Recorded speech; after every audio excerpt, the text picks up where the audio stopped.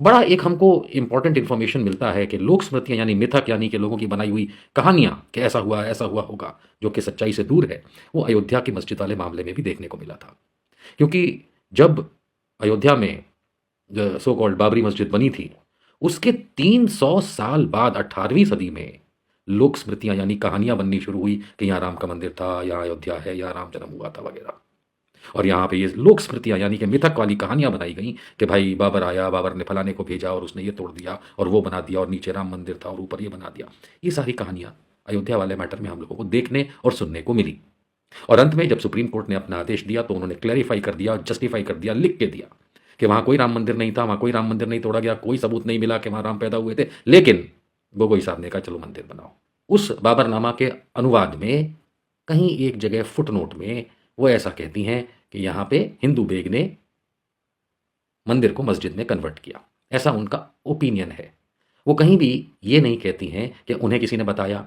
वो कहीं भी इस किताब में जो अनुवादित किताब है उसमें ये कहीं नहीं लिखती हैं कि फलाने रेफरेंस से मालूम चला कि फलाने राजा की किताब में था, या गांव वालों ने बताया, या पहले के लोगों ने बताया, या उन्होंने खुदाई करके देखा तो कुछ ऐसा मिला। ऐसा कुछ नहीं। वो लोक स्मृतियाँ वाली बात आ रही है। हरबंस साहब जोर दे के कहते हैं कि बाबर कभी संभल नहीं गए। उन्होंने साल 1526 में हिंदू बेग को संभल भेजा था, उसे संभल पर शासन करने नहीं, वहां के प्रशासन को चलाने के लिए भेजा था।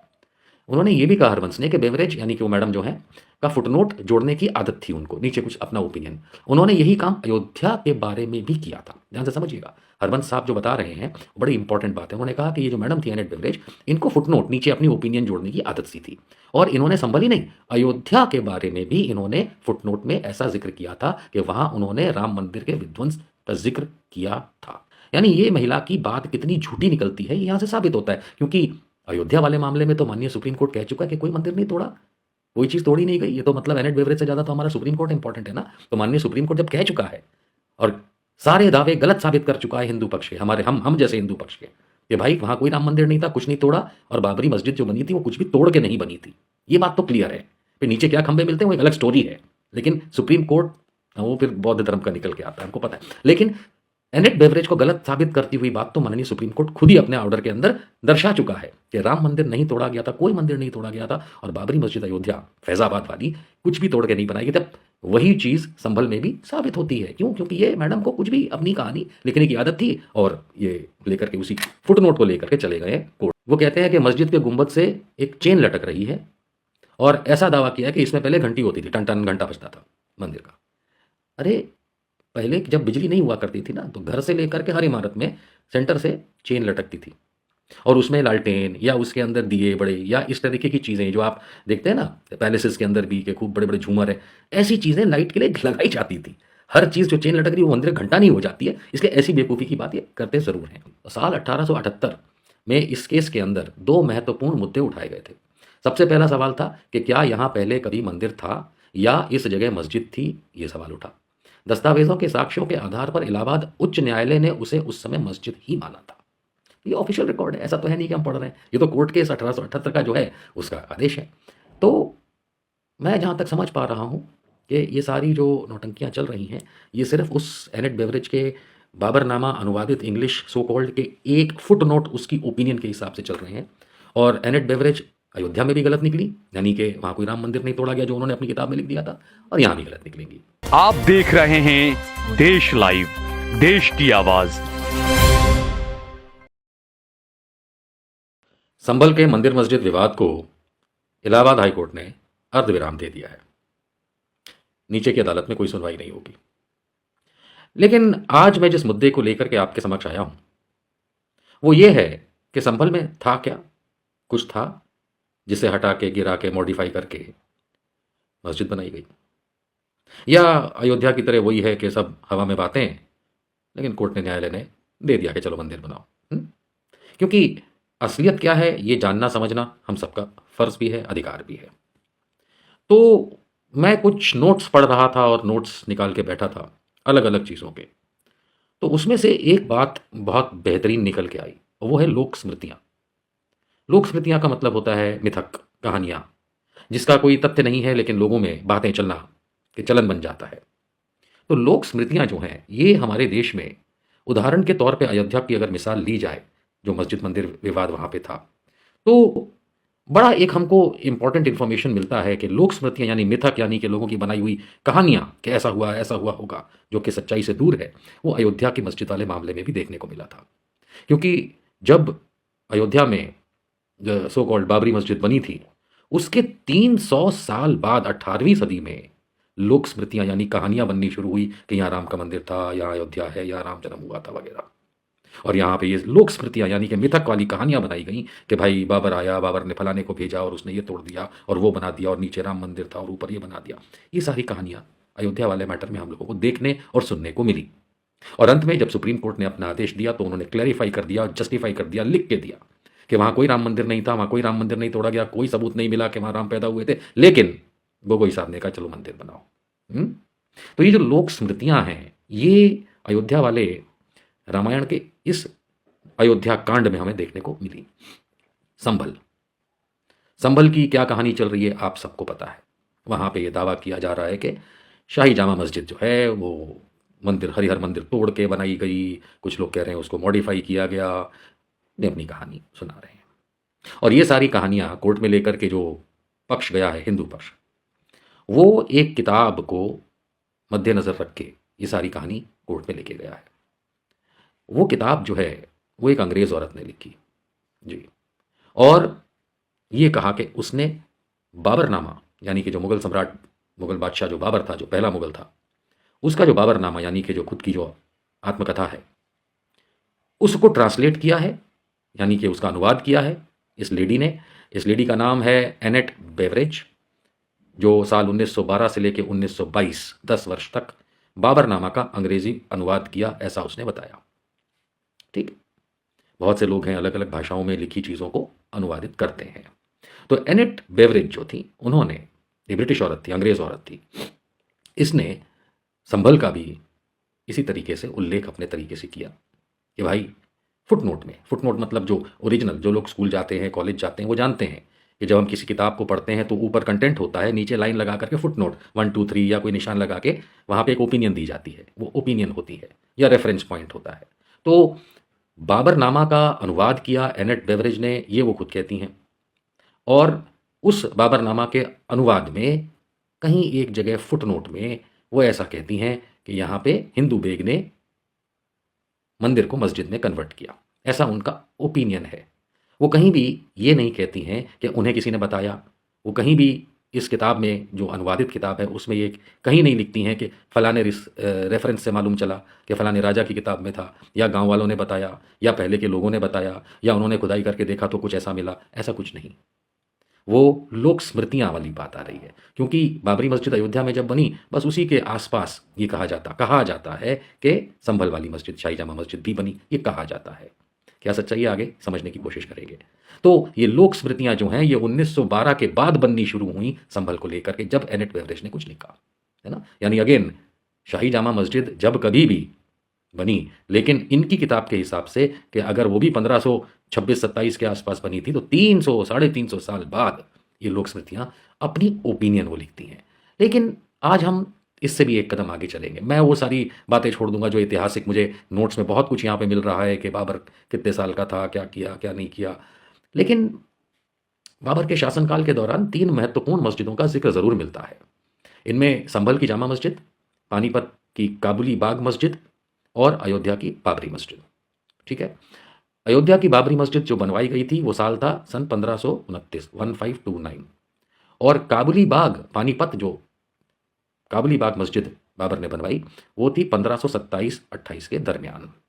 अब ये बात इसलिए भी हमको ध्यान रखनी है कि पानीपत की जो लड़ाई हुई थी 1526 में, तब इब्राहिम लोदी को बाबर ने हराया था। वो और भी राजा, हिंदू राजा भी थे उसमें, लेकिन इब्राहिम लोदी को हराया था और दिल्ली के सल्तनत संभाली थी। तो 1526 में हराने के बाद पहला काम उसने ये किया था कि पानीपत में काबुली बाग मस्जिद स्थापित की थी, क्योंकि पानीपत की लड़ाई जीती थी, और वो ज़रूर 1527 में बनाई थी। लेकिन बाबरी मस्जिद जो थी वो 1529, यानी कि उस पानीपत की लड़ाई के 3 साल बाद बनाई। और इसी तरह से जब हम जानकारी को आगे ले जाते हैं तो ये मानना काफ़ी डिफिकल्ट है, और मैं कोट करूंगा, क्योंकि देखिए वो क्या रहा है कि कोर्ट के अंदर ये एक अंग्रेज़ की किताब ले गए बाबरनामा की। अब मैं एक अमरीकी इतिहासकार हार्वर्ड क्रेन की बात करूंगा। जब आप अंग्रेज़ को मानने को तैयार है तो हम अमरीकी इतिहासकार को भी मानने को तैयार है। Let us see. अमरीकी इतिहासकार हॉवर्ड क्रेन ने एक research paper patronage of Zahir al Din Babur लिखा था। 1987 में बुलेटिन ऑफ द एशिया में प्रकाशित भी हुआ था। इसमें हॉवर्ड क्रेन ने, इतिहासकार, अमेरिकी इतिहासकार, उन्होंने कहा कि बाबर की आत्मकथा में संभल की मस्जिद का उल्लेख तक नहीं मिलता। जी, ये बड़ी इंपॉर्टेंट बात है कि बाबर की जो आत्मकथा है वह बाबरनामा, ठीक है। अब 1912 में वो मैडम क्या लिख करके गई वो अपनी जगह, लेकिन बाबरनामा के अंदर अमेरिकी इतिहासकार हॉवर्ड क्रेन 1987 की बुलेटिन अपनी जब प्रकाशित करते हैं, बुलेटिन ऑफ द एशिया, उसके अंदर वो बताते हैं कि बाबरनामा में संभल की मस्जिद का उल्लेख नहीं मिलता है। वो लिखते हैं कि हिंदू बेग बाबर के साथ काबुल से आए थे, उन्हें संभल का प्रशासक नियुक्त किया गया था। हालांकि विवाद तब शुरू हुआ जब ब्रितानी अनुवादक एनेट बेवरेज ने 1912 के बाद ये बाबरनामा का अंग्रेजी अनुवाद करके इस तरीके की अपनी ओपिनियन लिखी। इस अनुवाद में एनेट बेवरेज ने एक फुट नोट, यानी नीचे लाइन बना के, जो मैंने आपको समझाया, अनुवादक की टिप्पणी जोड़ी है। इसमें कहा गया कि हिंदू बेग ने बाबर के आदेश पर संभल में मस्जिद बनाई थी। यही नहीं, बेवरेज ने इस बात की संभावना भी जताई कि इस स्थान पर पहले एक मंदिर था। ये संभावना जताई है, कोई प्रूफ नहीं है, उसमें एविडेंस नहीं है, कोई रेफरेंस नहीं है। इसी तरह से प्रोफेसर हरवंश मुखिया, जवाहरलाल नेहरू यूनिवर्सिटी JNU, जहाँ से निर्मला सीतारमन और सब लोग निकले आए हैं, तो इससे जुड़े थे और मध्यकालीन इतिहास के ये विशेषज्ञ हैं। इन्होंने इस दौर के ऐतिहासिक ग्रंथों का गहरा अध्ययन किया है। और हरवंश साहब जोर दे के कहते हैं कि बाबर कभी संभल नहीं गए। उन्होंने साल 1526 में हिंदू बेग को संभल भेजा था, उसे संभल पर शासन करने नहीं, वहां के प्रशासन को चलाने के लिए भेजा था। उन्होंने ये भी कहा, हरवंश ने, कि बेवरेज यानी कि वो मैडम जो है का फुटनोट जोड़ने की आदत थी उनको, नीचे कुछ अपना ओपिनियन। उन्होंने यही काम अयोध्या के बारे में भी किया था। ध्यान से समझिएगा, हरवंश साहब जो बता रहे हैं बड़ी इंपॉर्टेंट बात है। उन्होंने कहा कि ये जो मैडम थी एनेट बेवरेज, इनको फुटनोट, नीचे अपनी ओपिनियन जोड़ने की आदत सी थी। और इन्होंने संभल ही नहीं, अयोध्या के बारे में भी इन्होंने फुटनोट में ऐसा जिक्र किया था कि वहां उन्होंने राम मंदिर के विध्वंस का जिक्र किया था। समझ रहे हैं आप? तो जब आप इनकी, एनेट बेवरेज की अनुवादित बाबरनामा किताब जब आप पढ़ेंगे तो उसमें भी लाइन लगा करके नीचे उन्होंने लिखा, उन्होंने ये कहा कि ये राम मंदिर तोड़ करके मस्जिद बाबर ने यहाँ बनवाई और बाबरी मस्जिद है। यानी ये महिला की बात कितनी झूठी निकलती है, यहाँ से साबित होता है। क्योंकि अयोध्या वाले मामले में तो माननीय सुप्रीम कोर्ट कह चुका है कि कोई मंदिर नहीं तोड़ा, कोई चीज़ तोड़ी नहीं गई। ये तो मतलब एनेट बेवरेज से ज़्यादा तो हमारा सुप्रीम कोर्ट इंपॉर्टेंट है ना। तो माननीय सुप्रीम कोर्ट जब कह चुका है और सारे दावे गलत साबित कर चुका है हिंदू पक्ष के, हमारे हम जैसे हिंदू पक्ष के, कि भाई वहाँ कोई राम मंदिर नहीं था, कुछ नहीं तोड़ा, और बाबरी मस्जिद जो बनी थी वो कुछ भी तोड़ के नहीं बनी थी, ये बात तो क्लियर है। फिर नीचे क्या खंभे मिलते हैं वो एक अलग स्टोरी है, लेकिन सुप्रीम कोर्ट वो फिर बौद्ध धर्म का निकल के आता है, हमको पता है। लेकिन एनेट बेवरेज को गलत साबित करती हुई बात तो माननीय सुप्रीम कोर्ट खुद ही अपने ऑर्डर के अंदर दर्शा चुका है कि राम मंदिर नहीं तोड़ा गया था, कोई मंदिर नहीं तोड़ा गया था, और बाबरी मस्जिद अयोध्या फैजाबाद वाली कुछ भी तोड़ के नहीं बनाई गई। तब वही चीज़ संभल में भी साबित होती है। क्यों? क्योंकि ये मैडम को कुछ भी अपनी कहानी लिखने की आदत थी और ये लेकर के उसी फुटनोट को लेकर के चले गए कोर्ट में। बट एनीवेज, संभल के बारे में उनकी राय है कि संभावना है कि संभल की जामा मस्जिद की मरम्मत हिंदू बेग ने करवाई थी, उसे वास्तव में नया नहीं बनाया गया था। ठीक है, क्योंकि इस्लाम कोई मुगल लेके तो आए नहीं थे, इस्लाम तो पहले से यहाँ पे था। बाबर ने किसको हराया था? इब्राहिम लोधी। वो कोई बनारस का ब्राह्मण तो नहीं था इब्राहिम लोधी, वो भी मुसलमान था। उससे पहले कितने यहाँ पे हमारे गुलाम वंश, फलाना वंश, ये वंश, लोधी वंश, बहुत कुछ हो चुका था। तो ये संभावना बताई जाती है कि संभल की जामा मस्जिद तो पहले से थी, और जब आया हिंदू बेग अफगानिस्तान से तो उसने इस चीज़ की मरम्मत कराई। ये वास्तव में चीज़ हरवंश साहब बताते हैं। और ये एक सामान्य प्रथा थी, ये भी बताते हैं कि मस्जिद को बाबर से जोड़ दिया जाता है, हालांकि मंदिर के अस्तित्व पर कोई उल्लेख बाबरनामा में नहीं है और कहीं भी नहीं है। ये सब मिथक है, लोक स्मृतियां हैं, है ना। प्रोफेसर हरवंश मुखिया एक बात की ओर ध्यान दिलाते हैं, और ध्यान से समझिएगा, कि साल 1526 वह साल था जब बाबर ने पानीपत की लड़ाई जीती थी। ऐसी हालत में बाबर के लिए ये बहुत जल्दी था कि वह मस्जिदें बनवाना शुरू कर दें। इसके साथ साथ ही मंदिर पक्ष जो अपना है जा गया हुआ है, उसके दावे कुछ नए ऐतिहासिक पहलुओं को सामने ला रहे हैं। लेकिन जब बाबरनामा को आप पढ़ते हैं तो उसके हिसाब से तो कुछ भी नहीं, और बाबरनामा को लेके ही चले गए अनुवादित किताब। अब भाई अनुवादित किताब और इस तरीके की बातें कैसे होती हैं? कुछ साल पहले मैंने रिपब्लिक टीवी और जी न्यूज़ और ABP न्यूज़ पे एक आदमी को बहुत बुरी तरह रगड़ा था, जिसका नाम है रतन शारदा। रतन शारदा RSS का है, और ये RSS का किताब लिखता है, और इसकी वजह से एक RSS ने बहुत बड़ा झूठ फैला रखा था कि चीन और भारत के युद्ध जब हुआ था तब जवाहरलाल नेहरू ने खुश होकर के RSS वालों को 26 जनवरी की परेड पे न्योता दिया था और उन्होंने आके वहाँ पे मार्च किया था। मैं वो आदमी हूँ जिसने टीवी पे इस आदमी को बुरी तरह घिस डाला क्यों? क्योंकि आरटीआई में निकल के आया खुद मोदी सरकार के द्वारा कि ऐसा कुछ नहीं हुआ था।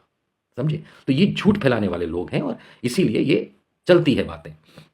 अब एक और चीज़ है कि जैसे मंदिर पक्ष जो है उसने एक दावा किया है, बड़ी इंटरेस्टिंग सी बात है कि वो कहते हैं कि मस्जिद के गुंबद से एक चेन लटक रही है और ऐसा दावा किया है कि इसमें पहले घंटी होती थी, टन टन घंटा बजता था मंदिर का। अरे पहले जब बिजली नहीं हुआ करती थी ना, तो घर से लेकर के हर इमारत में सेंटर से चेन लटकती थी और उसमें लालटेन या उसके अंदर दिए बड़े या इस तरीके की चीज़ें जो आप देखते हैं ना पैलेसेस के अंदर भी कि खूब बड़े बड़े झूमर है, ऐसी चीज़ें लाइट के लिए लगाई जाती थी। हर चीज़ जो चेन लटक रही है वो मंदिर घंटा नहीं हो जाती है, इसलिए ऐसी बेवकूफ़ी की बात ये करते ज़रूर हैं। लेकिन मैं आपको एक बात बताता हूँ कि घंटी और चेन और लालटेन तो चलिए ये सब तो चलता रहेगा, लेकिन 1526 में पानीपत जीतने के बाद चलिए काबली वो जो मस्जिद है पानीपत वाली उसका तो हमें समझ में आता है, लेकिन बाबरनामा को गलत तरीके से पेश करना ये नौटंकी हो सकती है किसी की।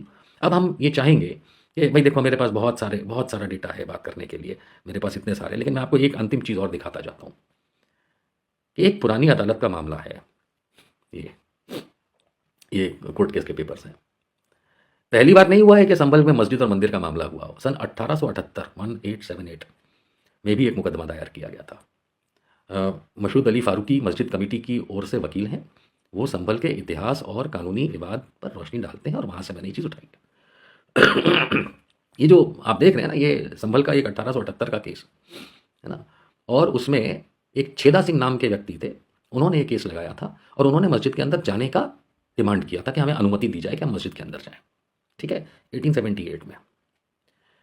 अब ये मामला चला था मुरादाबाद की कचहरी में, उस समय मुरादाबाद में कचहरी चलती थी। साल 1878 में इस केस के अंदर 2 महत्वपूर्ण मुद्दे उठाए गए थे। सबसे पहला सवाल था कि क्या यहाँ पहले कभी मंदिर था या इस जगह मस्जिद थी, ये सवाल उठा। दस्तावेजों के साक्ष्यों के आधार पर इलाहाबाद उच्च न्यायालय ने उसे उस समय मस्जिद ही माना था। ये ऑफिशियल रिकॉर्ड है, ऐसा तो है नहीं कि हम पढ़ रहे हैं, ये तो कोर्ट केस 1878 का जो है उसका आदेश है। तो मैं जहाँ तक समझ पा रहा हूँ कि ये सारी जो नौटंकियाँ चल रही हैं ये सिर्फ उस एनेट बेवरेज के बाबरनामा अनुवादित इंग्लिश सो कॉल्ड के एक फुट नोट उसकी ओपिनियन के हिसाब से चल रहे हैं। और एनेट बेवरेज अयोध्या में भी गलत निकली, यानी कि वहाँ कोई राम मंदिर नहीं तोड़ा गया जो उन्होंने अपनी किताब में लिख दिया था, और यहाँ भी गलत निकलेंगी। अब हम लोग जानते हैं कि इलाहाबाद हाईकोर्ट ने भी प्रक्रिया रोक दी है, नीचे के न्यायालय की कोई भी। और हम तो ये चाहेंगे, पर्सनली मैं निशांत वर्मा तो ये चाहूँगा कि देश के हर मस्जिद का आप सर्वे कराना चाहते हैं, कोई मीनिंग तो है नहीं, पर ठीक है अगर न्यायालय कहता है तो।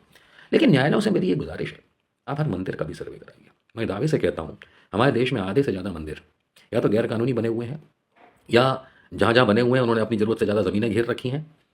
और ये बातें कैसे मालूम चलती हैं, जैसे काशी विश्वनाथ वाली बात कर लीजिए। अब काशी विश्वनाथ में बगल में वो शिवलिंग बता रहे हैं वजू खाने के फुब्बारे को, जबकि महंत खुद बता चुके हैं कि क्या क्या सच्चाई है और क्या गलत है। काशी विश्वनाथ के महंत खुद बोल चुके हैं कि भाई वो फुब्बारा है, नहीं है। लेकिन लोग घिसे पड़े रहते हैं, फालतू का एक एक्साइटमेंट क्रिएट करते हैं, उत्तेजना क्रिएट करते हैं लोगों में, कोर्ट केस हो जाते हैं और फिर ठंडे बस्ते में चले जाते हैं।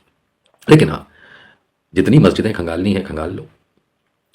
हम तो चाहेंगे हर मंदिर को भी खंगाल लो, और कहीं बौद्ध मंदिर कन्वर्ट किए हुए हिंदू धर्म में मिले तो उनको वापस भी कर दो। और अंत में तो मैं सिर्फ इतना कहूँगा कि ज़्यादा मस्जिदों को परेशान ना करिए, क्योंकि डीजे बजा के नाचना तो उन्हीं के सामने है ना। जय हिंद।